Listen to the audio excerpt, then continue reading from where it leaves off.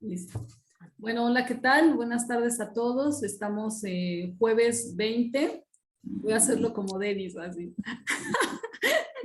Como cuando Denis decía, es jueves 20.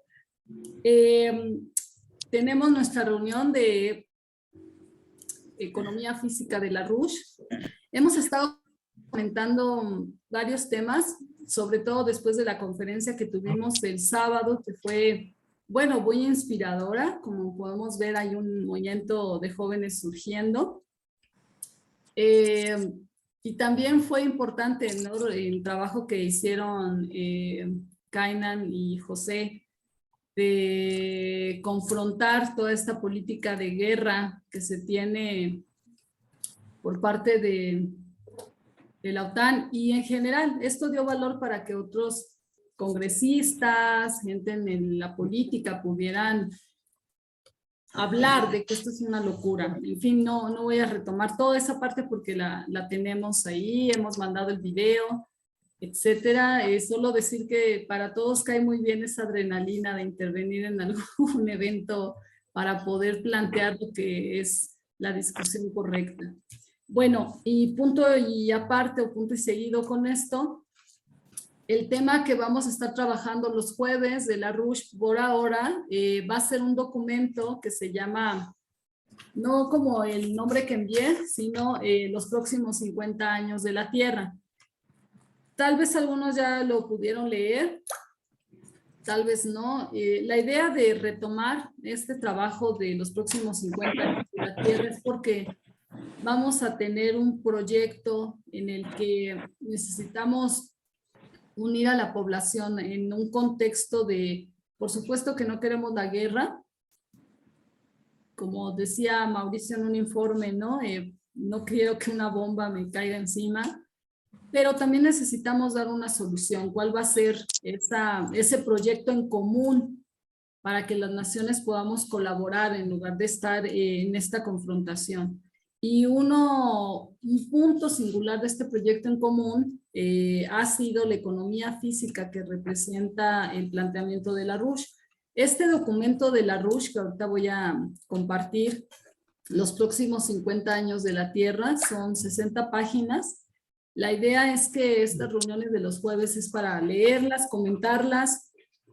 Por supuesto que no tenemos las respuestas a todas las preguntas, afortunadamente, pero las dudas que vayamos teniendo, que no podamos revisar en la lectura, porque no lo sepamos, las anotamos y las vamos comentando los viernes en las reuniones con Denis, para que esto realmente podamos abordarlas de una mejor forma, y también porque efectivamente no podemos saberlo todo, ¿verdad? Estuvimos trabajando con Kepler, pero ese trabajo va a quedar un poquito abierto. Seguimos preparando cosas, pero es muy importante también entrar al tema de, por ejemplo, 1.500 millones de empleos productivos. El tema, por ejemplo, que se había comentado en algún momento de los nuevos CCCs, ¿no? El nuevo proyecto del CCC, pero internacional y en otro nivel.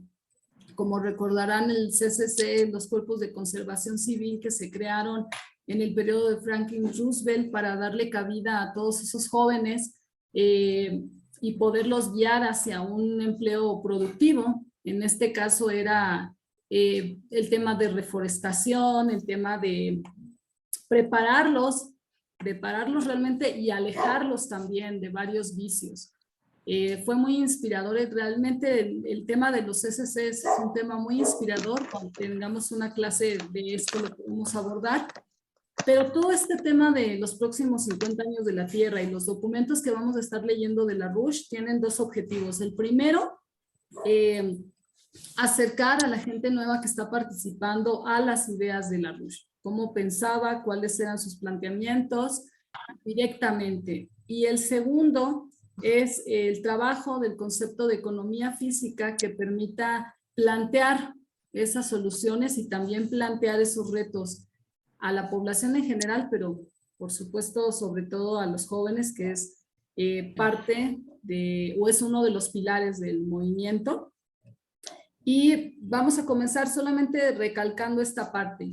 El objetivo no es solamente terminar el documento, sino que podamos, si hay un momento en donde tengamos alguna duda, se puede interrumpir. Si necesitamos leer un párrafo 10 veces, 20 veces, las veces que sean necesarias, lo vamos a poder hacer. No vamos necesariamente contrarreloj, pero sí se trata de que esto no sea tan productivo en el sentido de poder comentar dudas. Y de nuevo, las dudas que no podamos abordar aquí o que quede alguna otra duda, irlas comentando los viernes en la reunión con Dennis Small. Y también otra cosa que era muy importante para mí plantear, que no lo he hecho, es que nuestras reuniones de lectura empiezan los jueves y son de 1 hora y media. Hemos probado varios horarios, hemos probado estar mucho tiempo, estar poco tiempo, estar hasta que el cuerpo aguante, y hemos decidido hacerlo de 1 hora y media para que podamos concentrarnos y después hacer nuestras actividades, pero ya como con una idea fresca, ¿no? Que no quede círculos y círculos, sino que con una idea fresca. Entonces eso es lo que quería comentarles. También les pido por favor que si tenemos la lectura, estemos un poco en esa disposición de leer, que nuestro tiempo sea útil y no estemos pasando el tiempo preguntando quién lee y en eso se nos vaya el tiempo, sino que podamos todos compartir y leer, ¿vale? Entonces, este es el documento.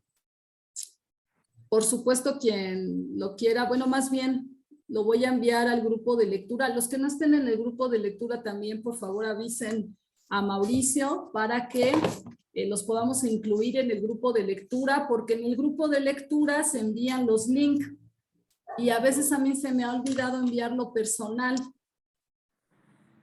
No es que no los quiera invitar, no es que no es nada de eso, sino que de verdad se me pasa. Entonces mejor estar la mayoría en el grupo de lectura, ahí se manda el link general y se va a mandar también este documento. Entonces los que no estén, por favor enviarle mensaje a Mauricio para que los incluyamos en nuestro grupo de lectura. Tenemos un grupo donde enviamos los links de las reuniones que tenemos en Telegram y de las reuniones que tenemos en WhatsApp. Tenemos también un Facebook. También Mauricio les puede mandar ese Facebook o ahorita lo puede poner en el chat. Tenemos nuestro canal de YouTube, que es muy particular específicamente para temas de, ahí van a poder ver despliegues, el trabajo en las calles o las reuniones que tenemos los jueves, las grabamos y esas las pueden volver a ver en nuestro canal de YouTube, que también lo vamos a compartir ahorita en el chat. Entonces, esto, y si les parece, comenzamos. Si hay alguna duda o pregunta, adelante, podemos parar cuando se necesite. Ahora, en este momento, ¿alguien tiene alguna duda sobre lo que comentamos?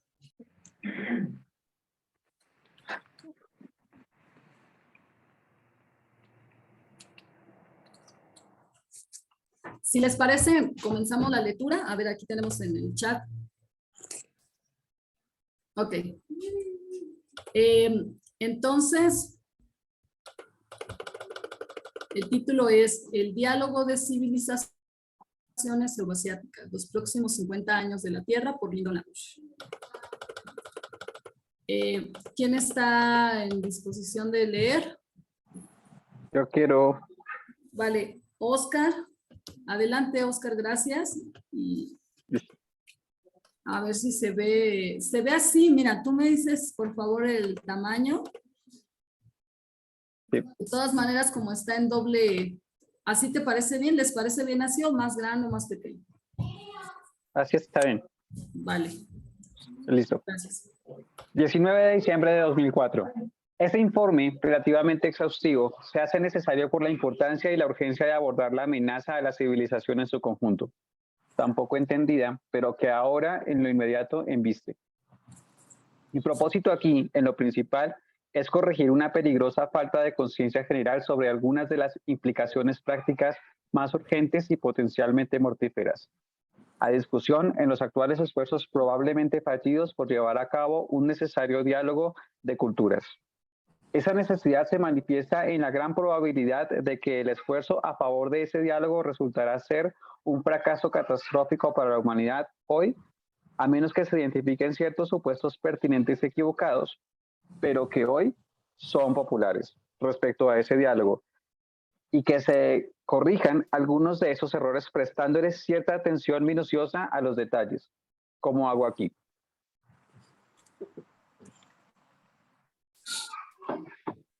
Nuestro plan de ataque en este informe deberá ser el de definir los orígenes y la naturaleza de la actual amenaza mortal a la civilización en todo este planeta, y luego suministrar esa evaluación crítica de los errores y las opciones en el pretendido uso actual de un diálogo de culturas en tanto posible remedio para la amenaza actual. Sin embargo, no puede limitarse la participación en este diálogo a representantes de esta generación mayormente fallida que ha tenido una participación creciente en conducir al mundo y a sus respectivas naciones al mortífero lío cultural actual que acontecimientos de las 4 últimas décadas produjeron. Fracasaríamos en nuestro propósito a no ser que también dijésemos lo que específicamente tiene que decírsele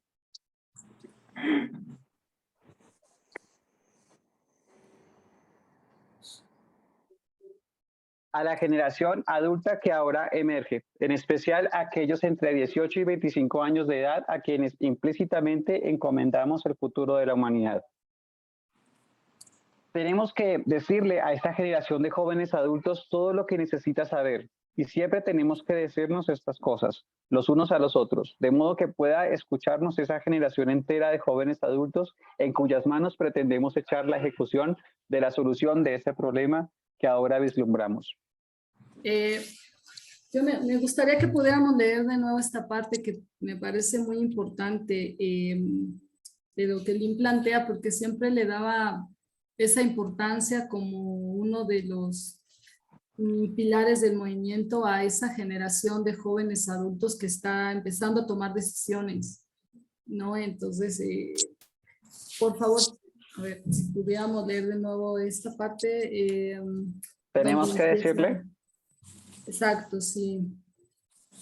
Tenemos que decirle a esta generación de jóvenes adultos todo lo que necesita saber. Y siempre tenemos que decirnos estas cosas, los unos a los otros, de modo que pueda escucharnos esa generación entera de jóvenes adultos en cuyas manos pretendemos echar la ejecución de la solución de este problema que ahora vislumbramos.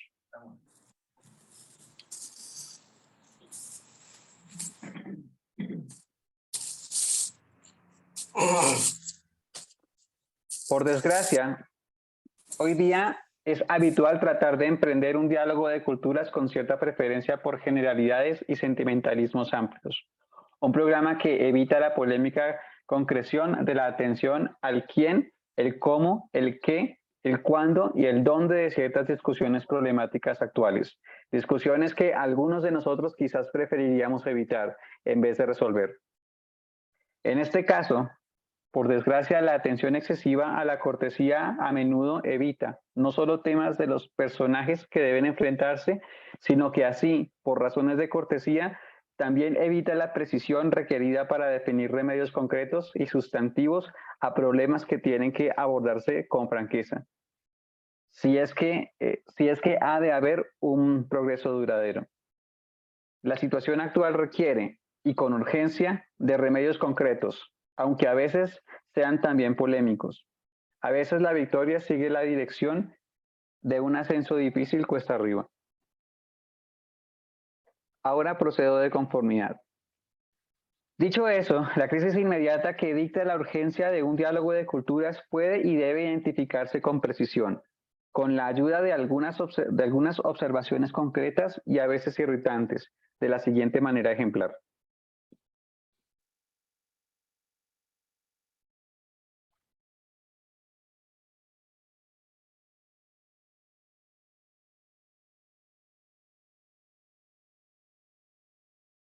Voy, perdón. Es que moví la pantalla.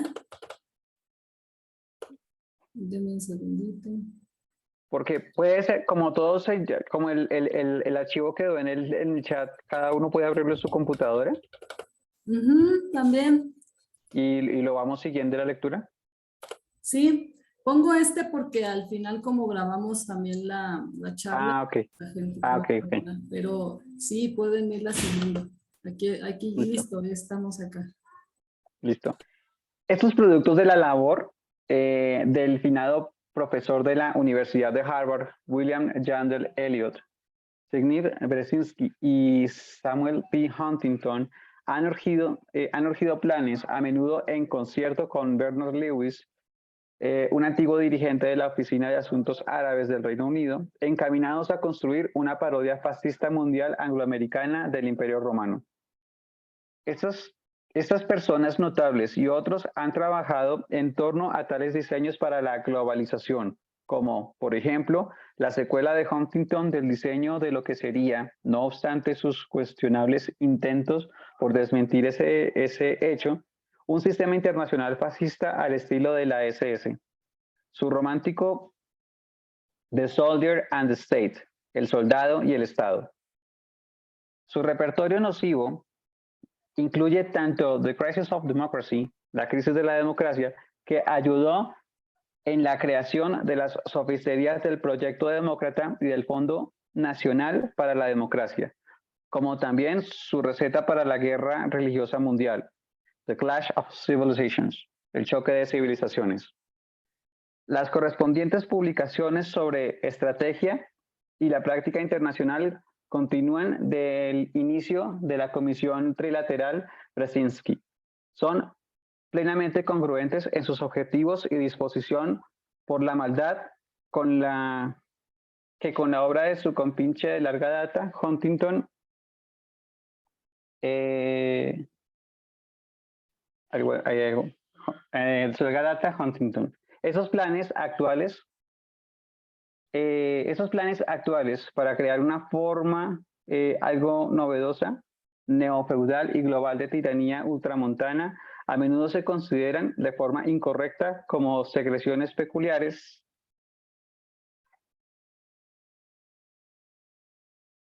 de los Estados Unidos de América.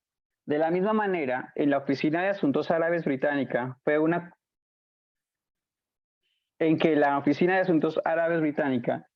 costilla tomada de la Oficina Imperial Británica para la India.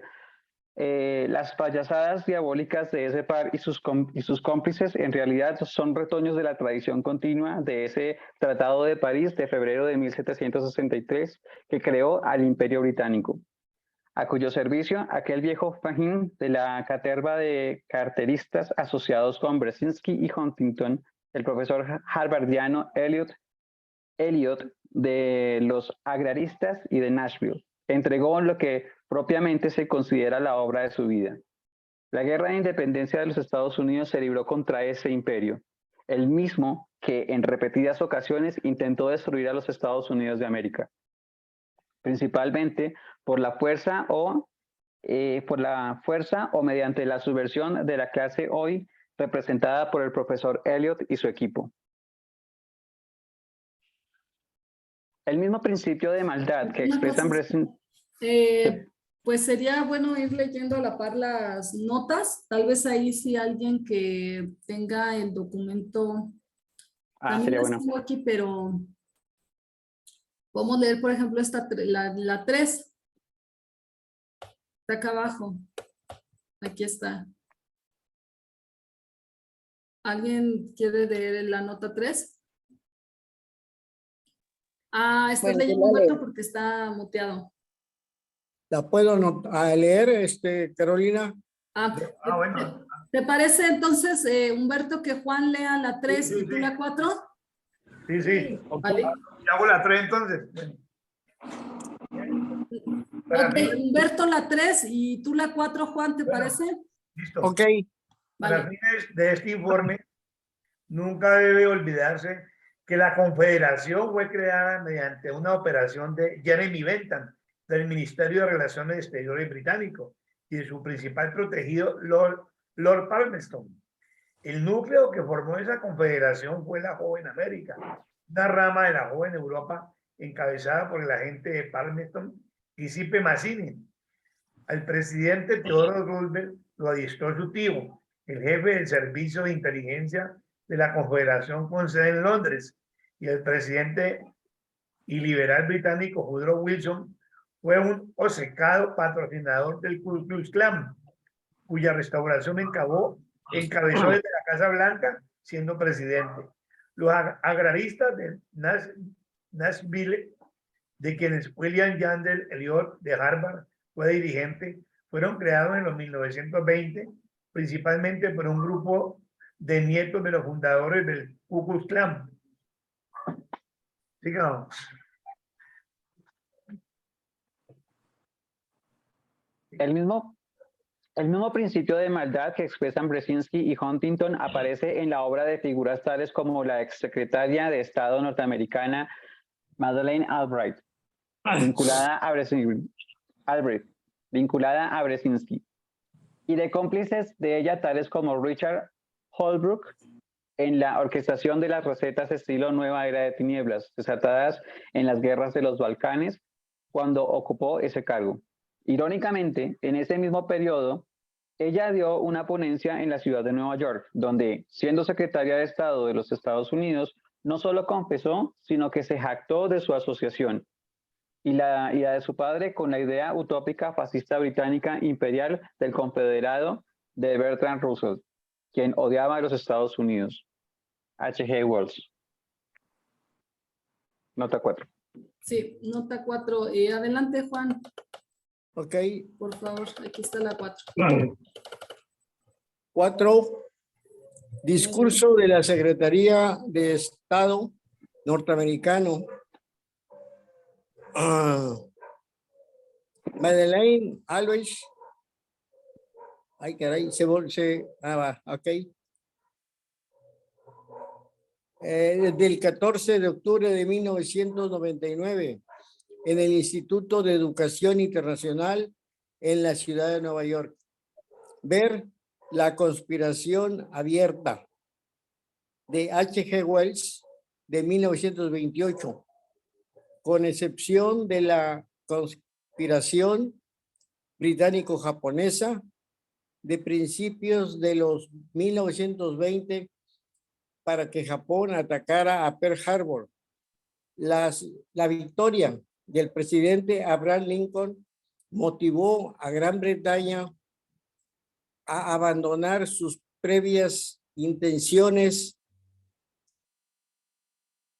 de emprender un ataque militar directo contra los Estados Unidos continentales y a depender, en cambio, de la subversión de la clase que expresaron la doctrina de Bertrand Russell, H.G. Wells y el profesor Elliot. ¿Ok?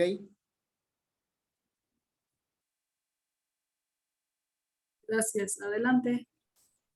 La importancia que le atribuyó a ese reparto de personajes no es trivial. Del mismo modo en que devino de la intención de toda la vida del profesor de gobierno Elliot de Harvard y de otros de su calaña, el digerir a los Estados Unidos de América dentro del intestino jovesiano de una forma futura de mancomunidad imperial británica. Así también la intención de Brzezinski, Huntington y demás en todas sus obras ha sido la de destruir la existencia de la institución del Estado Nacional en todo este planeta, incluida la de los propios Estados Unidos de América. Todo esto y más lo hicieron a nombre de una parodia actual de la clase de orden imperial. Sí, bueno. Y aquí es muy importante este punto, que lo que se busca destruir es el concepto y la existencia del Estado Nacional soberano, que es algo que lo que vamos a ir desarrollando en la lectura. Adelante. Si alguien también quiere leer después, puede hacerlo. Tú nos avisas, Oscar, si te parece, cuando ya quieras cambiar. Y de modelo que propuso Gibbon, el lacayo de Lord Shelburne, en su History of the Decline and Fall of the Roman Empire. Historia de la decadencia y caída del Imperio Romano. Ahí cedo. Quisiera hacer un apunte aquí. Nosotros precisamente en las jornadas de cualificación docente que tenemos aquí en Bogotá, o sea, con los profesores que están en el proyecto educativo nuestro, justo acabamos de leer la legislación del Licurgo y Solón, donde está pues este punto, ¿no? Del soldado y del Estado. Ese principio de, que no sé si llamarlo principio, como esa característica típica del germen del fascismo que es la legislación del Licurgo, de cómo no es la existencia de un Estado nacional soberano, o sea que un país es un Estado como organización y que la razón de ser del Estado es el bienestar general de la población, sino que habla del soldado y del Estado como la fuerza o el hecho de que todos los ciudadanos se conviertan como en un elemento hacia el Estado. O sea que la razón de ser, el único propósito por la que se genera, digamos, población y la razón de ser de esa población es al servicio de un Estado, que es un Estado tiránico. O sea, cuando habla, por ejemplo, de esa dinámica hobbesiana que hay allí, cuando habla de Hobbes, por ejemplo, sabemos que Hobbes es quien establece esta figura del Leviatán, como ese animal hecho de hombres que son animales y que su conducta está regida por pulsiones, por puros impulsos y por nada de razón, o sea, la fuerza por la fuerza. Y su razón de ser es un Estado tiránico. O sea, como eso va totalmente en contra de lo que es un Estado nacional soberano, que es donde el fin es el ser humano. Y el Estado, la razón de ser del Estado es que el ser humano tenga una vida digna con base en los principios pitagóricos, platónicos y cristianos.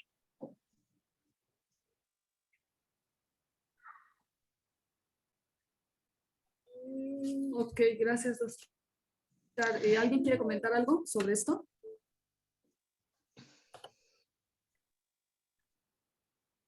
O sea que las leyes no deben de estar no al servicio de los ciudadanos, sino que los ciudadanos al servicio de las leyes que ellos, ¿cierto? Eso es todo. No, Sí, eso en la legislación del Licurgo, sí. claro, el Estado espartaco. No el bienestar general sí, de la población. Sí, la Esparta del Licurgo, sí, señor. Bueno, algo importante aquí también de revisar, que creo que le da mucho más contexto, que parece que está fuera de contexto, pero yo creo que le da mucho más contexto, es las cartas de la educación estética del hombre de Schiller. Porque esas cartas, aunque parece que no, aunque su título es Las cartas de la educación estética del hombre, también se pueden llamar las cartas sobre la creación ontológica, digamos, del Estado Nacional soberano, porque es una coexistencia continua de el Estado Nacional soberano, es el efecto de la condición del ser humano en ese momento del individuo, el nivel de ese individuo en términos generales, ¿no? Políticos, sociales, culturales, emocionales, inclusive desde la perspectiva de Schiller, por supuesto. Entonces, él plantea cómo es curioso que a la sociedad se le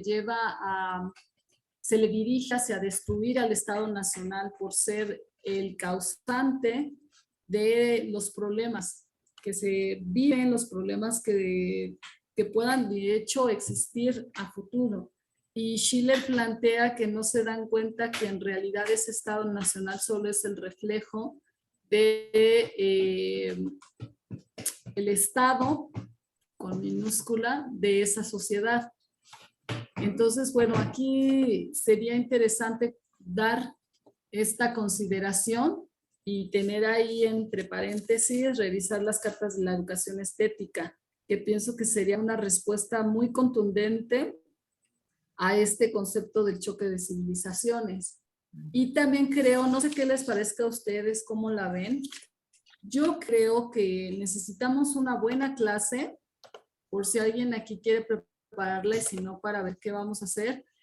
Una buena clase ya sobre el tema del choque de civilizaciones. No sé si recuerdan que en una de las conferencias apareció un comentario, creo que era de Brasil, hablando sobre este tema del choque de civilizaciones.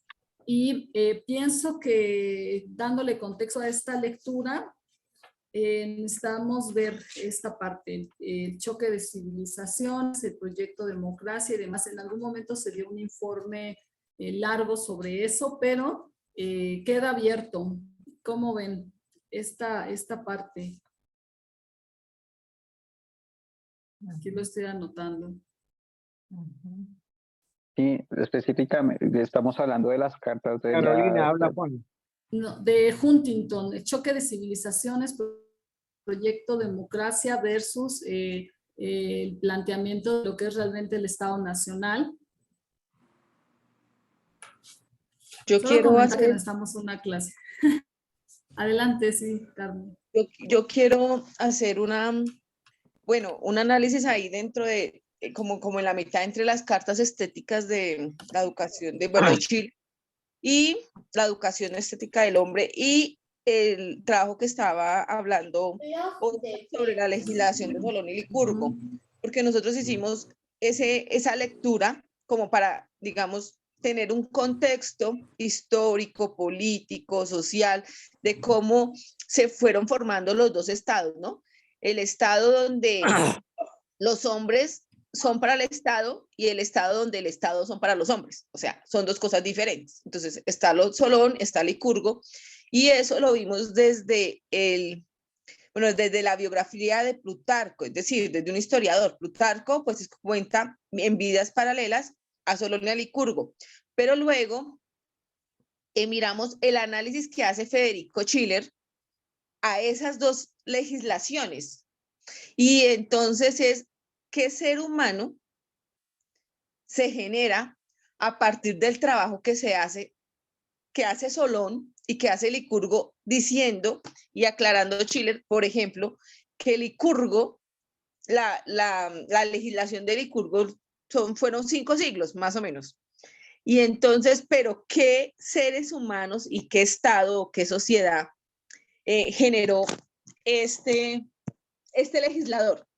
Y vamos a mirar a Solón, y Solón hablaba de 100 años para que hubiera modificaciones, pero también qué tipo de mentes, que fueron las mentes que construyeron esa Atenas, se generaron a partir de esa legislación de Solón. Entonces, Plutarco no hace ese análisis, Plutarco simplemente cuenta las vidas, pero Schiller sí la hace.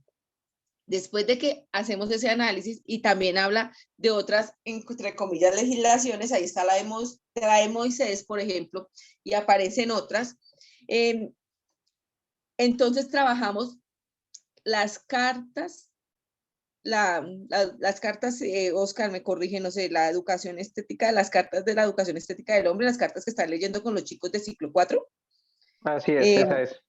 Estamos leyendo eso, pero entonces ya enfocado. ¿Por qué enfocado? Porque es que tenemos que dar cuenta que hay dos vertientes de ser humano. El ser humano animal y el ser humano como un ser humano creador. Y si nosotros queremos un ser humano creador, entonces, ¿cómo tiene que trabajar el Estado para ese ser humano? ¿Qué conciencia y qué procesos mentales y constructos se desarrollan allá en su interior para que sean creativos, transformen y piensen en un progreso no individual, sino común? Es decir, si yo como individuo estoy en continuo cambio, en crecimiento, en ir más allá, en conocer los principios físicos, pero eso trascender en las ciencias, en las artes, en la música, que es súper importante, en la filosofía. Cuando Carolina hoy decía, bueno, es que yo anoté algo que me dejó impactada con lo que acaban de leer de Lyndon, y es la situación actual, y él lo escribe en 2004, y yo estoy en el 2023, estoy hablando casi 2022, casi 2024, o sea, estamos hablando 2 décadas después, 2 décadas, o sea, 20 años más, y él dice, la situación actual requiere y con urgencia de remedios concretos, aunque a veces también polémicos, y luego dice, a veces la victoria sigue la dirección de ascenso difícil, cuesta arriba. O sea, no va a ser fácil. Y si él hablaba en ese momento, esa generación de años de los jóvenes adultos de 18 y 22 años, en este momento esos jóvenes adultos tienen 38 y 45 años. ¿Y qué generamos y qué hemos generado? ¿Y de dónde estamos haciendo y qué vamos a hacer? Y entonces, yo estoy aquí porque digo, no sé si es desde los jóvenes o es desde más chiquitos, porque tenemos que hacer movimientos políticos, tenemos que seguir con todas esas políticas que estamos haciendo y que ustedes están haciendo, pero tenemos que mirar dónde tenemos que empezar a formar esas mentes y esos seres y esos niños y esos individuos, y en eso con Oscar y con Alfonso y con todo el equipo que tenemos, el trabajo que estamos mirando, y es cómo era para Atenas, en Platón, en ese momento histórico de Platón, los niños, que se consideraban como niños. Y también vimos en Licurgo cómo a los 7 años, bueno, antes de los 7 años, si no era bonito ni fuerte, los mataban, pero a los 7 años los desgarran también de sus madres, y cómo antes de los 7 años los sacan de las mamás, y entonces ese amor que se construye en el niño, porque estamos hablando de en el niño, pues se pierde. Y cuando yo pierdo la protección de la persona que me engendra, que me debe cuidar, que es mi mamá o mi papá, y me la manda a un estado donde es algo que es una cosa, es un objeto, entonces yo lo muevo para acá, yo lo muevo para allá, y entonces yo que trabajo hace un poco tiempo en la educación me doy cuenta que antes trabajábamos con los jóvenes y las políticas eran de los jóvenes, y el Banco Mundial y todo el nuevo sistema educativo para los jóvenes, pero ahora en cualquier país de América Latina y de Iberoamérica estamos hablando de la educación, creo que en Chile es parvularia y aquí es primera infancia, es decir, el Estado ya no se está contentando con la educación primaria y bachiller. Necesita el Estado generar lo que ellos quieren desde la educación, desde el quitarles el poder a las familias de educar a sus niños. Y entonces yo digo, si estamos en el 2020, 22, en 20 años, estos niños tendrán 25 años, 26, 27, y esos son los que van a cambiar. Pero tengo que generar desde ya muchos cambios. Y por eso tan importante lo que decía Oscar. Nosotros estamos mirando la legislación de Solón y Licurgo, no porque me quiero ir antes de Cristo o por allá los siglos, no, sino para entender la concepción de ser humano en esas dos, en Platón y en Aristóteles. Por ejemplo, en Chile, no sé, alguien me dicen que el más malvado es Bertrand Russell. Entonces, ¿qué concepción de ser humano tiene este señor? Pero esa concepción no viene de ese siglo, viene de atrás. Y entonces nosotros tenemos que empezar a cambiar esas concepciones. Y esas concepciones, y es que Lyndon lo dice, remedios concretos, como la economía física, tangible, que yo pueda saber qué voy a hacer. Y pues digamos que eso desde la parte pedagógica, estoy hablando aquí desde la parte también pedagógica, y es qué estamos haciendo nosotros para evitar que a los niños se les arranque de la familia, que es el primer espacio e institución que los cuida, los protege, se vuelven ellos son o sienten autoconfianza, se fortalecen para que generemos esos jóvenes adultos capaces de hacer esas polémicas, esos movimientos y esos cambios que necesitamos. Es muy difícil que un joven adulto que no tenga sentido de pertenencia por él mismo, por su tierra, por el mundo, por el ciudadano mundial, lo pueda hacer. Es que es muy complicado, porque cuando usted la separan de la persona, es decir, de la persona o del Estado que lo protege como ser humano, pues usted no va a dar eso. Usted no va a dar algo que nunca ha recibido. Es muy complejo. Por eso ustedes trabajan desde los jóvenes. Y con los, pues yo me imagino que ustedes llegaron allá a la edad que tenían nosotros, 20 años. Y nosotros queremos ver cambios. Pero han pasado 20 años. ¿Y qué vemos? ¿Que se han hecho cosas? Sí. ¿Mejores o peores? No, yo creo que hay muchas, en muchas partes del mundo, muchas personas como nosotros están haciendo remedios concretos. Y estamos tratando, desde la educación, como decía Schiller, formar un ser humano que entienda que el bien de él y el bien del otro es el bienestar para todos. Que entienda que las artes me generan una idea, me dan una idea, que es bello, pero que me da una idea, que va con lo sublime. Y lo sublime ustedes, desde lo que han trabajado desde Chile, ¿qué es lo sublime? Entonces, hay instituciones que como la familia no se puede perder, como con el movimiento que tienen ahora con la ideología de género, que la escuela no se puede perder, como lo que quieren hacer, la escuela no sirve, la escuela no sirve, la escuela no sirve, que esas instituciones, el Estado no se puede perder para volver a una monarquía, por ejemplo, un feudalismo, para que me opriman. Yo con lo de la conferencia del fascismo verde, yo quedé, pues mejor dicho, no, mirando qué voy a hacer ahora, ¿no? Porque pues mis trabajos concretos son con los chicos. Vamos a llegar a los jóvenes, vamos a llegar, eso lo vamos a hacer, pero necesitamos fortalecer desde muy pequeños la confianza y que ellos entiendan que son capaces de hacer cambios y transformaciones. Qué pena, me extendí. No, adelante. Esa es la idea del grupo de trabajo de las ideas de la RUSH. Estoy de acuerdo. Estoy de acuerdo, Carmen.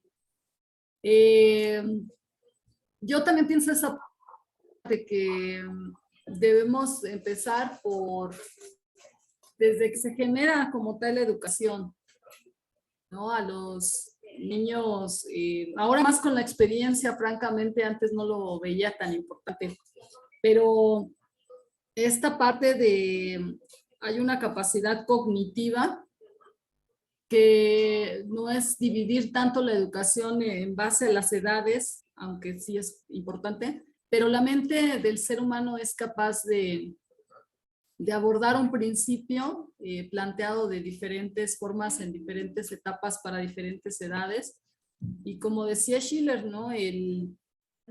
Eso que uno como anhela volver a ser niño y demás porque hay un asombro muy natural, Schiller lo lleva a otro nivel y dice, es verdad, o sea, hay que esa etapa de niño que es una etapa donde existe el asombro per se natural, pero también en el proceso de crecimiento del individuo no puedo decir es más o menos interesante o importante, cada etapa tiene su papel. En el proceso de adulto, esa pregunta, como hemos comentado aquí en las reuniones, ya no es ¿por qué? ¿No? ¿Y por qué esto? ¿Y por qué lo otro? Y el asombro tan natural per se, sino va a otro nivel en el que la pregunta es ¿por qué así y no de otra forma? ¿Por qué así? Y la pregunta de descubrir las causas. No solamente se queda en el asombro del niño, sino lleva a un nivel de por qué así y por qué no de otra forma, y las causas, principios. Entonces, estoy totalmente de acuerdo con que debemos empezar desde que existe, desde que existe el individuo. Es más, si nos vamos a más atrás, desde que existe, por supuesto, el padre y la madre, ¿no? Pero por supuesto que esto nos lleva a una discusión de si el huevo o la gallina. No pretendo esto, sino efectivamente desde que el individuo existe, está esta condición LaRouche siempre planteaba, el ser humano tiene una creatividad por naturaleza, pero debe ser guiada, ¿no? Debe de ser formada. Ahora, el movimiento de LaRouche nos enfocamos, no porque tenga que ser así, pienso más que es por una cuestión de varias razones, pero por supuesto que los jóvenes que están tomando una decisión y también que son adultos, porque obviamente nosotros hemos ido a escuelas a dar charlas y demás, pero obviamente son menores de edad y eso es un tema que cuidamos mucho esa parte. ¿Por qué? Por eso, porque son menores de edad. Inclusive los jóvenes que están en bachillerato no son mayores de edad. Entonces, les damos las clases y todo con la idea de ir guiando, pero no pensando en que ellos van a tomar una decisión política en ese momento solo por la edad, ¿no? Es una cuestión más de hasta qué edad se es adulto, ¿no? Y no hay una responsabilidad política. Pero pienso que debemos de hacerlo, ¿no? Ya sea en la edad más pequeña y demás. Y no es una o la otra cosa, yo pienso más bien que se tendría que trabajar en conjunto para que al mismo tiempo que se está haciendo este trabajo con los niños, jóvenes y hasta adultos, se tenga un trabajo político, porque si no se puede parecer una contradicción sofista, ¿no? En el que, pero si nos enfocamos en los niños, entonces ¿quién cambia el sistema económico para que esos niños puedan tener un futuro? Pero si nos enfocamos en el futuro y en tener un sistema económico, pues ¿quién va a cambiar a estos niños? Y es un cuento de nunca acabar, porque estos niños siempre van a estar en esa situación. Entonces pienso que no hay una contradicción en mi perspectiva, sino más bien un trabajo en equipo, ¿no? Un trabajo en conjunto. Y a mí ya no me tocó, pero mucho del trabajo del Instituto Schiller, y por ahí debe haber fotografías, gente que se puede preguntar a Denis, ellos llevan más tiempo, que había muchos talleres y campamentos con los niños, precisamente, con muchos niños eran hijos en ese momento de gente del movimiento y de otros lados, porque sí creemos que deben empezar por ahí. Ojalá pudiéramos hacer todo, ¿no? Niños, adultos, jóvenes, cambiar la política. Creo que necesitamos más bien más gente. Carolina, claro que se está haciendo, porque ustedes lo están haciendo desde donde lo hacen, pero nosotros tomamos eso que ustedes hacen, que es pues si no fuera tan valioso, seguramente no estaríamos aquí, no estaríamos haciendo todo esto, yo no estaría tan pendiente de todos estos seminarios, porque a mí sí me parece importante. Lo que pasa es que así como ustedes se dedican a las juventudes y necesitan que hayan en esos lugares donde se toman decisiones, esas personas que tomen las decisiones para que los niños lo reciban, nosotros lo hacemos desde la concepción de los demás pequeños para que cuando lleguen allá sea mucho, entre comillas, mucho más sencillo que él entienda esos principios. Es decir, lo que se está haciendo no va ni en contra ni nada de eso, simplemente es, nosotros contamos nuestra experiencia y cómo lo estamos haciendo con una población diferente a la que la hacen las juventudes, las luchistas, porque es diferente, pero el que sean dos poblaciones diferentes no significa que sean dos principios diferentes, son los mismos principios, son las mismas ideas, son los mismos desarrollos. Sin embargo, las poblaciones son diferentes. Seguramente, no sé, si yo me sueño en 20 años con estos chicos o estos jóvenes, pues voy a tener seguramente esas mentes más comprometidas, porque se han formado desde muy chicos. Entonces yo sí creo que lo que estamos haciendo, tanto ustedes como nosotros, en esas acciones y en esos remedios concretos de los que hablaba LaRouche, Lyndon, porque a mí eso, mejor yo lo pegué aquí y lo voy a pegar allá en mi oficina, esa frase, para que nunca se me olvide, que si quiero hacer cambios, tengo que tener remedios concretos, aunque sean polémicos. Bueno, y sí, pienso que sí, está bien, porque en realidad ojalá tengamos más jóvenes que estén, por ejemplo, pienso ahora que estaban comentando que los chicos de cuarto, yo no sé qué edad tienen, pero que imagínate que a esa edad puedas estar leyendo las cartas educación estética. Yo las conocí hasta que iba a la universidad y eso por el movimiento de la RUSH. Si no, jamás, yo no era ni encontraba esos libros ni era lo que me interesaba. Entonces pienso que darle esa oportunidad, ¿no? Que jóvenes o niños estén leyendo las cartas de la educación estética es importante, ¿no? Es muy, muy importante y seguir trabajando en esa coincidencia.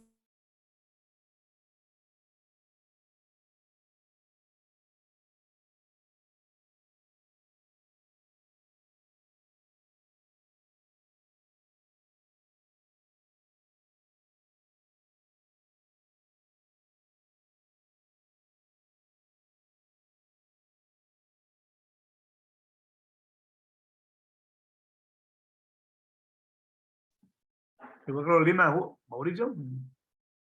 Se cayó. Yo creí que era yo. Algo, sí, algo le pasó. Esperemos unos minutos a ver qué. No sé qué iba a hacer. Si va a decir, me parece que iba a decir coincidencia de opuestos, pero bueno. Sí, Sí. Se cayó, se congeló, ¿cierto? se la caí de la Sí. Pues ahorita lo que mencionó ahorita Miss Carmen fue la profesora Carmen fue los niños de ciclo 4. Es que en el esquema que nosotros manejamos no existen los grados así de primero, segundo, tercero, cuarto, sino que cada ciclo agrupa 3 grados. Ciclos. Entonces, ciclo 1 es preescolar, primero y segundo. Ciclo 2 es tercero, cuarto, quinto, que eso es primaria, y el bachillerato ya son ciclo 3 y ciclo 4. Entonces, ciclo 4 son los que son como noveno, décimo y 11, que son como ya los últimos años en México le llaman la preparatoria, la prepa. Entonces, no sé cómo le llaman en Chile, pero eso es la idea, que es como noveno, décimo y 11, que es la secundaria, que son los últimos 3 años antes de la universidad.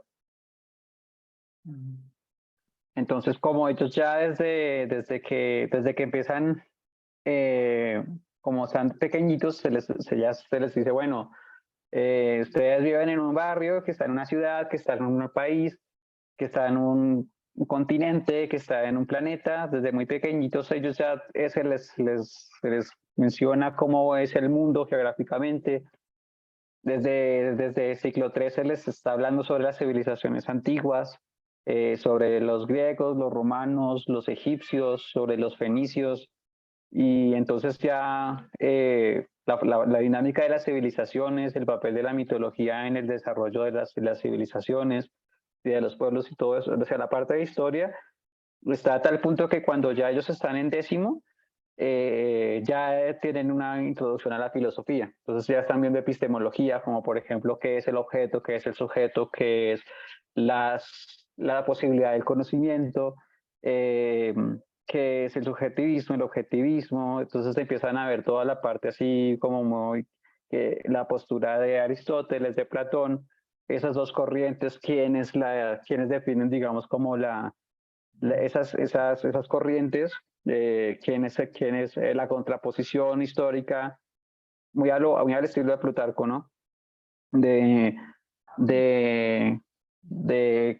Kepler contra Galileo, ¿no? Entonces, en ese contexto se lee, por ejemplo, el mensaje y el mensajero sideral, y se habla sobre, bueno, qué era la Universidad de Padua, quién era realmente Galileo, porque no era una víctima, pues, de que lo iban a matar, pero luego no. Cosas así, o sea, que cómo ocurrieron esos eventos. Y en cuanto a nación, pues ellos ven, digamos, el contexto de ya como Estado, a lo que viene el tema acá, se les explica, por ejemplo, qué es el Estado, cuál es la diferencia entre Estado y gobierno, qué son las ramas del poder.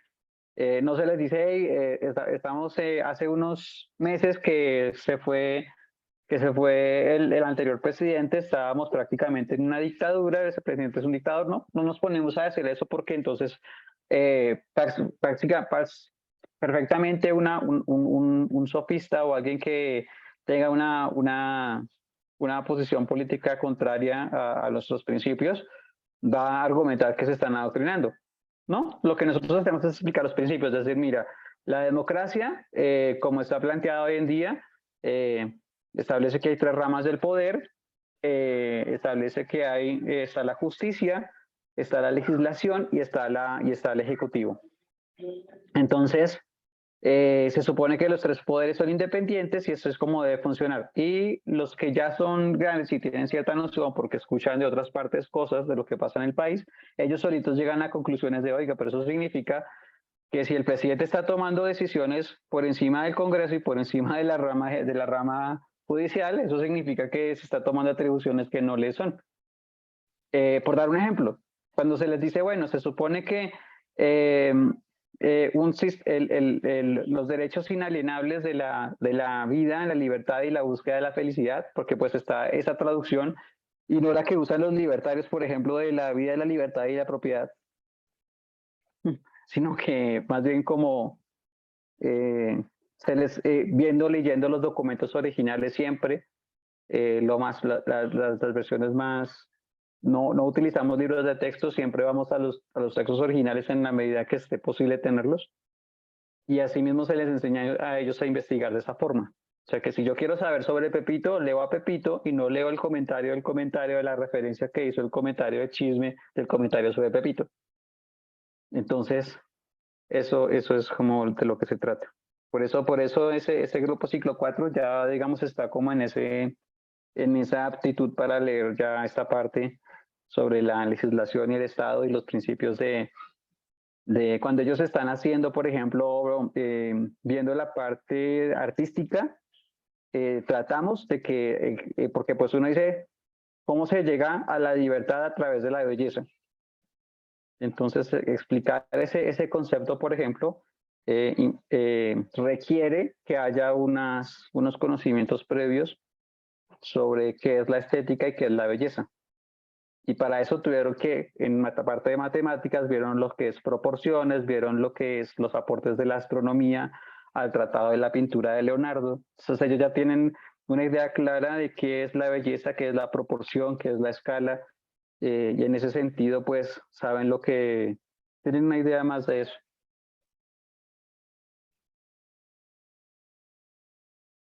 Ok, me parece bien. Gracias porque nos van comentando todo esto y tal vez después nos puedan comentar cómo lo van tomando, reacciones, etcétera, en el proceso de nuestras lecturas de los jueves. Creo que sería buena idea. ¿Vale? ¿Y qué les parece si terminamos un párrafo para ir cerrando la lectura?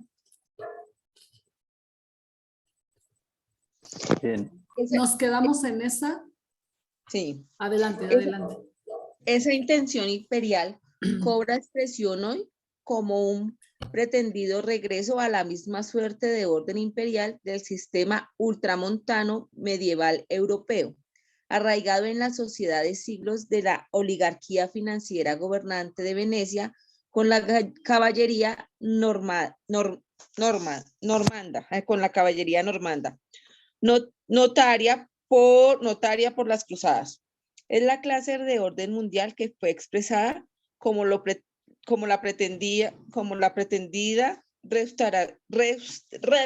restauración de ese sistema por parte de la iniciativa de 1492 del gran inquisidor Tomás de Torquemada, quien estableció el precedente tanto para la expulsión de los judíos a manos de Hitler como para el estallido de guerras religiosas en toda Europa.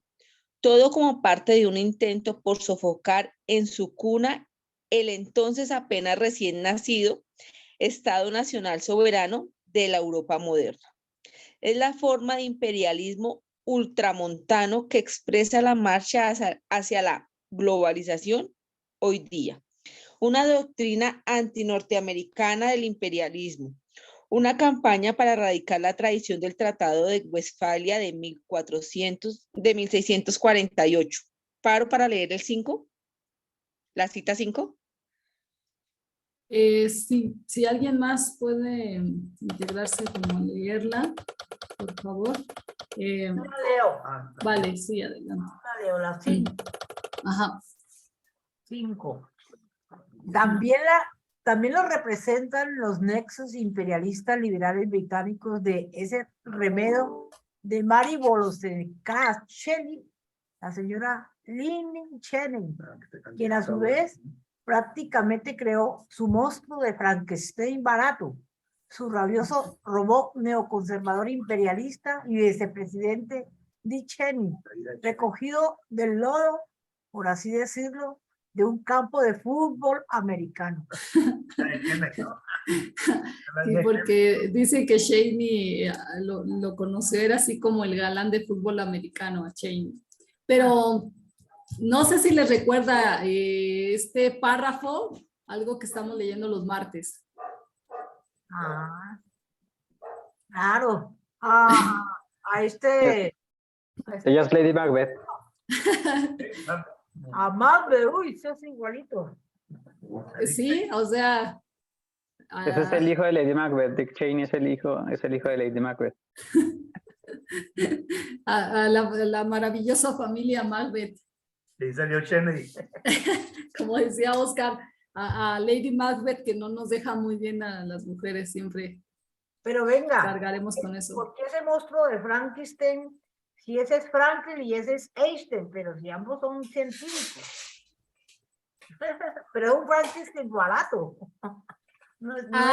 ¿Cuál dices tú, Nelly? ¿Cuál? A ver, Frankenstein. Ese Frankenstein barato es ese anticientífico, porque estos son dos científicos, Franklin y Einstein. Monstruo diferente. Estos son otros monstruos, pero de la ciencia. Pero no había visto esa relación antes. Frankenstein. Sí. Porque Frank, o sea, se supone que el monstruo lo revive con electricidad, ¿no? Con un rayo. Sí, Franklin. Entonces, Muy oiga, buena, si no muy había- buena esa referencia. Muy No. buena. Oye, sí, no había notado, es que eso es un ataque, es como cuando le ponen las tortugas ninjas los nombres de los Leonardo, Donatello, Rafael, Miguel Ángel y Beethoven es un perro. Sí. Sí, es para degradar el... Sí, mira, es que Nelly siempre es bien, decimos acá en México, filosa, así como muy insight, mucho insight. Muy bien, muy bien. Ok. Es que precisamente uno leyendo esto de la historia de la decadencia de Roma, es como que estuviéramos leyendo las obras clásicas de William Shakespeare. Esto que estás leyendo aquí, Sí. ¿cómo interpretar esto, hacerlo, convertirlo en una obra, porque es que a eso es que nos están llevando a la decadencia de la civilización. A un nuevo imperio romano. A un nuevo imperio romano, ¿verdad? Toda familia Sí. oligárquicas que la denuncia allí, todos sus modelos que están todos unidos del fascismo, ¿verdad? La familia unida a que la gente no puede pensar que todo es, vea, miren, todo esto es pasar. Todas financiaciones de Benito Mussolini, Adolfo Hitler, ¿cómo sabía la luz toda esa clase de gente? ¿Cómo pensaba? Es el método científico de la luz, ¿verdad? Es que por eso es el trabajo de la lectura de teatro. O sea, no son amenas, son interesantes, son impactantes, pero están generando algo que aún no nos damos cuenta. Están generando algo nosotros que no nos damos cuenta y lo vamos a ver cuando lo necesitemos ver. Porque el teatro clásico es la forma, una de las maneras más eficientes de la educación del ser humano. El teatro, yo pienso, eso sí es algo que yo pienso que desde niños se debe leer a Shakespeare, eso es un derecho. Y es fácil, el niño puede hacer unas obras, los niños son pilotos. O contárselos, ¿no? O contarse, quizá, por ejemplo, bueno, no sé si eso es así, a lo mejor podemos ir viendo como opciones, pero tal vez como cuentos, no contaría ese cuento antes de dormir de Macbeth, estoy pensando cómo contarlo a mi hija, porque ese es un poco fuerte, pero Coloriano sí, por ejemplo. recetando. Coloriano sí lo puedes contar a los niños, yo pienso. No es tan terrible, ¿no? No tiene tanta.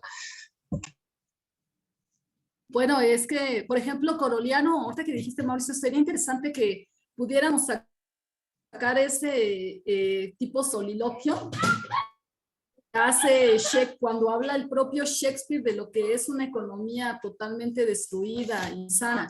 Para mí fue muy impactante en Coroliano esta parte, o sea, donde oyes directo, es como esta paradoja del teatro clásico, tipo Cervantes, donde está los personajes, pero el que está hablando es el autor directamente, tipo Edgar Allan Poe, ¿no? Así es el autor. Entonces, esa tarea tenemos, no sé quién la quiere hacer de lo que ya estuvimos leyendo, pero sacar el extracto de lo que describe que es esa economía para poder decir, es que estamos hablando de individuos que tenían una mente universal, como veía la economía Shakespeare. No lo había comentado, se me había olvidado, pero creo que esto es muy extraordinario y es parte, no lo que yo digo, me refiero a esa parte lo de Shakespeare, pues, ¿quieres saber qué pensaba Shakespeare de la economía? Lee Coroliano. Ahí está lo que él pensaba de la economía. El mercader de Venecia. Déjenme lo anoto. Déjenme lo anoto para que lo vamos a hacer, porque si no se me va a olvidar. Y ese tipo por eso estamos leyendo el teatro clásico. Yo lo que hago ahora es, pues, irlo platicando a mi hija, porque obviamente si la pongo a leer el libro directamente hay muchas palabras que no sabe todo, pero platicado para que después podamos leerlo más, pero creo que sí es buena idea el sacar este tipo de cosas, ¿no? Decirle a la población, ¿quieres realmente saber cómo estaba Shakespeare en esto? Y cuál era el papel, cuál es lo que estaba buscando con sus obras y todo. Bueno, Sí. ya me salí un poco del tema, pero Yo de hecho me impactó mucho eso. Sí. Yo de hecho en uno de los últimos despliegues que hice metí un poco de eso, ¿no? Y la gente me quedaba mirando, ¿no? Cuando hablaba, así como, ¿qué está diciendo este? ¿Qué me está hablando? ¿Qué tiene que ver Shakespeare, no? Claro, lo que llama la atención, es lo que llama impacto, llama la atención. Eso, claro. Y usted toca a la gente y dice, Bueno, ¿y quién va a ser quién tiene esa gran oportunidad? La grandísima oportunidad de revisar ese soliloquio de Shakespeare en labios de... ¿Quién era? No me acuerdo quién era, pero ¿quién va a tener esa oportunidad de poderlo revisar y nos lo va a comentar mañana en la reunión de los viernes? Ese soliloquio es de Shakespeare, es de Hamlet, mantiene hablando todo. No. En Coroliano, cuando Coroliano, porque es que Coroliano es el ejemplo de... Bueno, pero ese soliloquio donde plantea Shakespeare qué es la economía para él. Ya. ¿Se acuerdan? De Coroliano. Bueno, como Mauricio ya está pensándolo, dice que... Creo que era un diálogo, era el diálogo cuando salía sí, cuando salía con este senador que era como que le faltaba la caridad, que decía el que yo según defendía al pueblo. Sí, era muy, ¿cómo se llama? Muy sofista, ¿no? Muy, ¿cómo se llama esto? Con mucha retórica, pero era eso nada más, ¿no? ¿Cómo se llama eso? Se llaman políticos. Sí, se llaman políticos. San Agustín dice que uno de los dones, ese es uno de los dones que pueden tener el hombre, pero sin caridad es como nada, ¿no? Sin amor al prójimo no es como absolutamente nada. Yo lo puedo ver, pero si alguien más quiere echarle un ojo y me ayuda, no hay problema. Sí, le ayudamos. Nelly le ayuda. Ayudamos.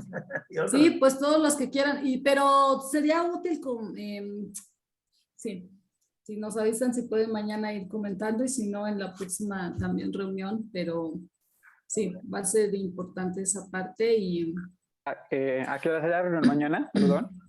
A las 2, Oscar, sí, ahí cuando te agreguen también para que tengas a las 2 de Colombia son las reuniones con Denis, se da un informe y después se hace un diálogo. Ah, sí, Ok. Carmen ha estado. ¿No sabías tú de la reunión? No. No, lo que pasa es Sí, que, sí, Oscar, es que de 2 a 5 también tenemos reunión de profes. sí, o sea, por Entonces, eso. es por eso que no podemos estar siempre. Estamos cuando, por ejemplo, estamos en vacaciones o bueno, vamos. Y si queremos que los profes entren a esa reunión para que escuchen a Denis y escuchen, Ah, tengan una amplia es a conocimiento de lo las que 2 de estamos la haciendo. tarde y termina como a las 4. Hmm.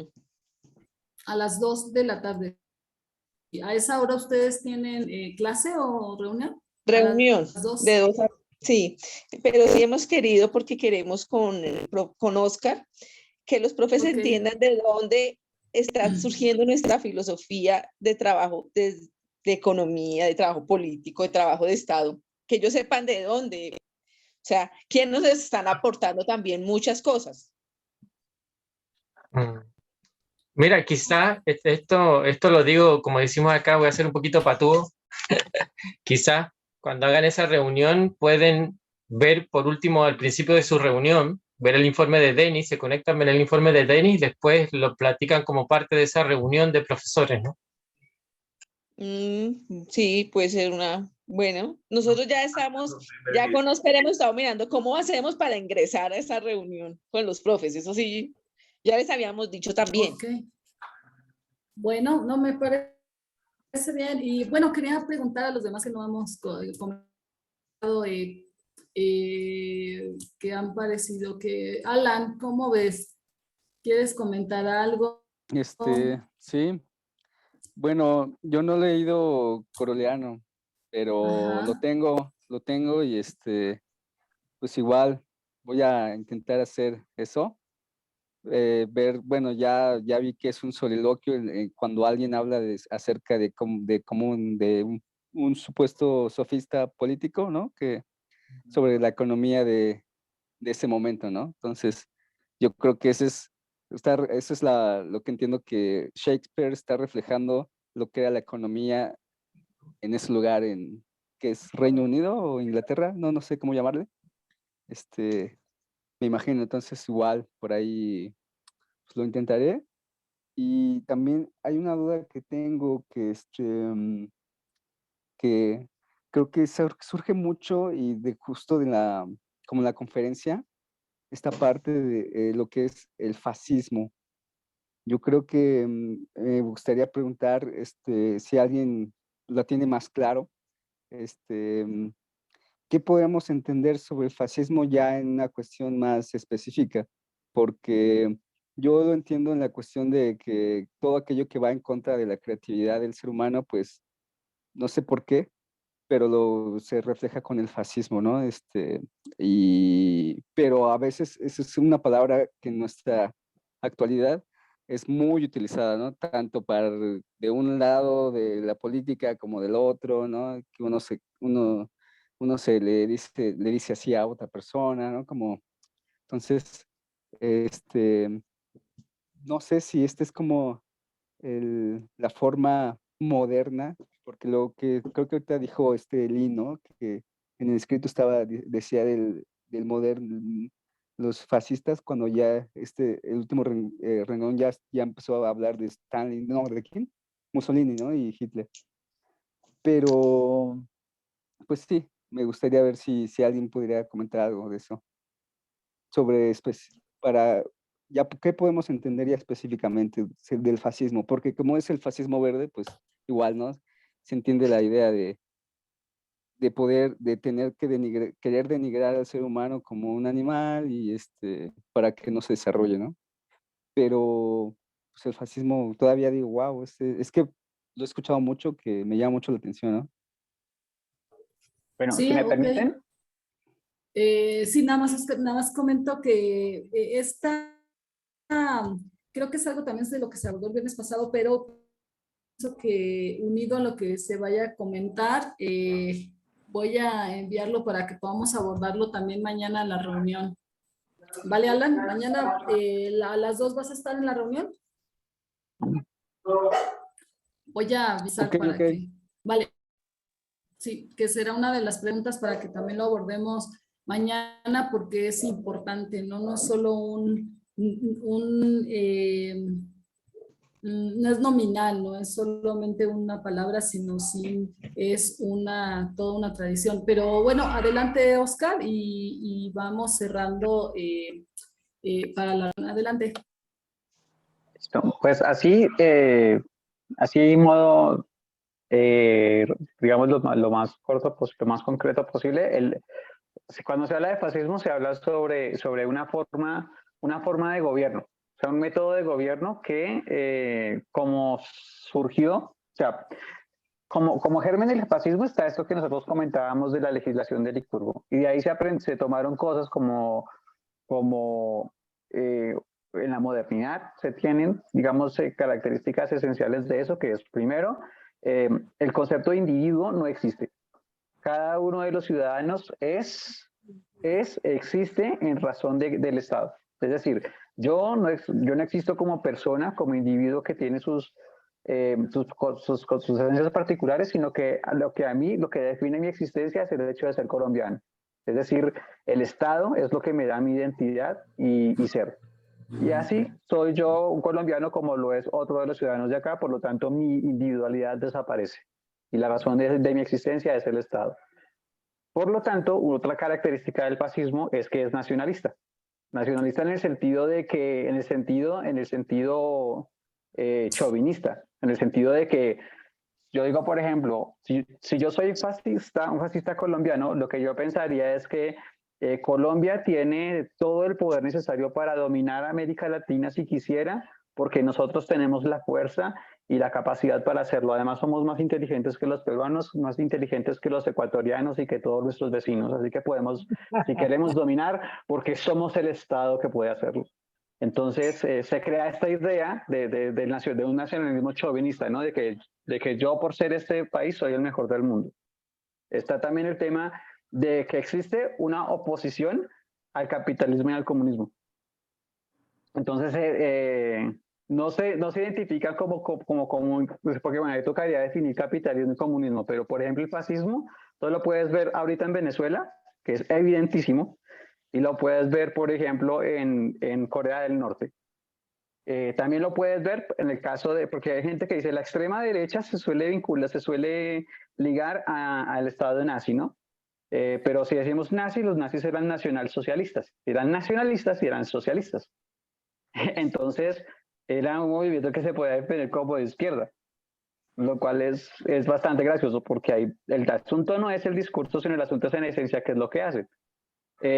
Otro lado que tienen es que son racistas, como lo acabo de definir ahorita. O sea, yo digo, lo que decía ahorita el personaje, ¿no? Si yo soy colombiano, significa que yo soy mejor que los otros pueblos porque ser colombiano ya me hace superior. Entonces, que es como por ejemplo lo que está allí, ¿no? Precisamente lo que Torquemada hacía. O sea, se sabe que Isabel la Católica y Fernando de Aragón eran fascistas por la forma como expulsaron a los árabes de España. Cuando los árabes fueron los que llegaron a Europa, es decir, la cultura, una muy buena parte de lo que fue la tradición al Renacimiento, fue por ejemplo el conocimiento que llevó Leonardo de Pisa con la serie de Fibonacci y todos estos que pues eran los números arábigos y toda esa tradición, y contrario a eso, lo que les dio como cierto estatus cultural, lo quisieron limpiar. Se les armó el nacionalismo español y decir, no, España, Castilla es Castilla y el resto no, y entonces hicieron esa expulsión hasta que surgió esta frase de no hay moros en la costa, porque le llamaban moros a los árabes, cuando ellos mismos tenían sangre árabe. Entonces está el racismo, está el personalismo, o sea, uno reconoce un estado fascista cuando se habla de el doctor U o Maduro o Chávez o el emperador o la persona que ordena o que tiene, digamos, el líder de el Führer, por ejemplo. El Führer se convirtió en una persona que el Führer Hay gente que decía que el Führer tenía 4 testículos, que el Führer tenía un cociente intelectual altísimo, que el Führer nunca... O sea, cosas como lo que se usa en Corea del Norte, ¿no? El líder se convierte en una persona que ya no es humano, sino que ya se le eleva a un punto donde supuestamente ya tiene uno hasta poderes. Y eso también contiene una mitología. Se le crea como una, o que ni siquiera es mitología, sino que es una sarta de mentiras esotéricas alrededor de ese personaje, que por supuesto es autoritario y se basa en el poder de la fuerza, de la milicia. Entonces, los militares que no deben tener en un estado democrático correcto, los militares no deberían tener ninguna posición política, puesto que su deber es defender al Estado, sea quien gobierne.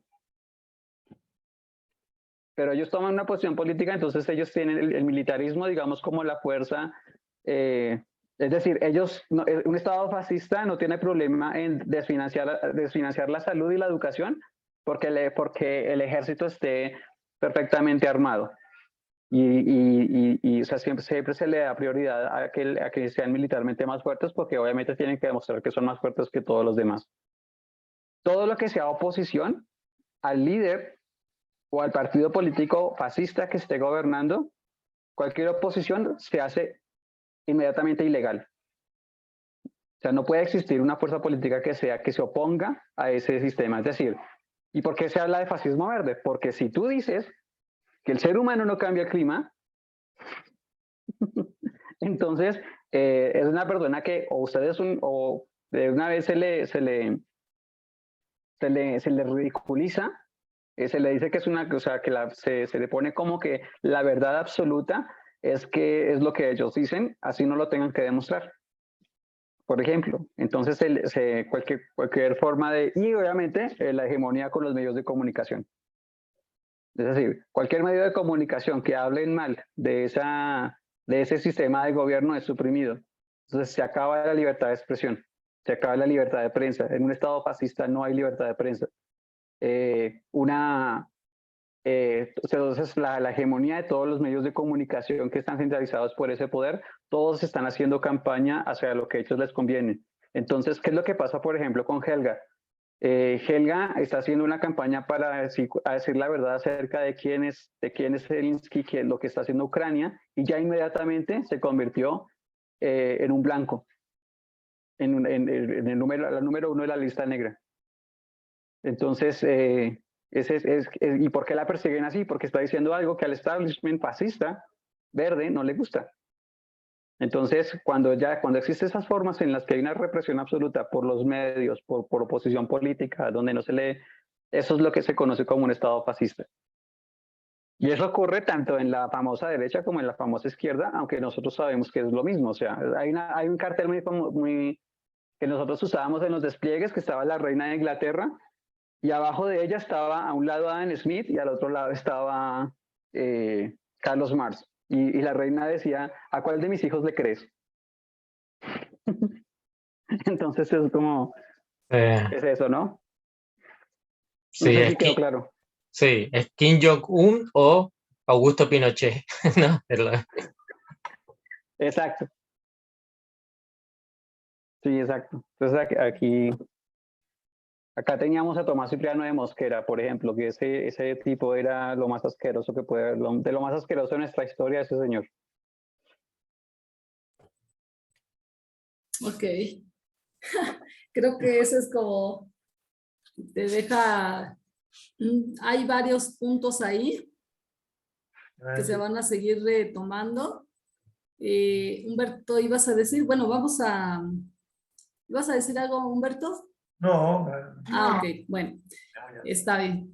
Ok, sí, está bien. Entonces, bueno, está esta parte que se ha comentado y también unido a esto el tema del sistema económico, ¿no? Siempre planteado desde una perspectiva de un sistema financiero en bancarrota, ¿no? El sinarquismo, etcétera. O sea, hay una vertiente muy grande de lo que es realmente el fascismo, como comentaban, y en este documento la RUSH saca diferentes vertientes Pero bueno, es lo que vamos a estar trabajando. Como comentamos al principio, hay muchas cosas que no sabemos, pero que vamos a investigar y que vamos a estar comentando. Yo quisiera que esta reunión la conectemos con los viernes. Para mí eso es muy importante porque pienso que esto va a dar un contexto mejor de por qué estamos, porque es importante el estar estudiando la economía de Larouche con sus documentos. Y esto yo lo envío como una pregunta para poder abordarla desde todas las demás perspectivas que pueda haber el día de mañana. Entonces, nos vemos. Recordar que esto va conectado al trabajo político y en el trabajo político nos ponemos de acuerdo, coordinamos en términos de qué vamos a hacer, qué se está haciendo, qué está pasando en el mundo, dónde estamos parados los viernes para las 2 de la tarde México, Colombia, las 4, sí, Chile, Argentina, y bueno, demás países que participan. Y por el día de hoy cerramos. Ya tengo aquí anotado en dónde nos quedamos. Enviaré el documento al grupo de lectura de Telegram y de WhatsApp para que lo puedan ir revisando antes de la reunión, también si gustan.